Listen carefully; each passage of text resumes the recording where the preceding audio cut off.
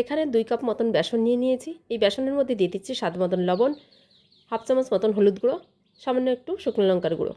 সমস্ত কিছু শুকনোভাবে মিশিয়ে নিলাম। তারপরে অল্প অল্প জল দিয়ে একটা স্মুথ ব্যাটার আমি তৈরি করে নিলাম। যেরকম বেগুনি তৈরি করার সময় ব্যাটারটা তৈরি করতে হয় সেইভাবেই করলাম, শুধু কালো জিরাটা এখানে অ্যাড করলাম না।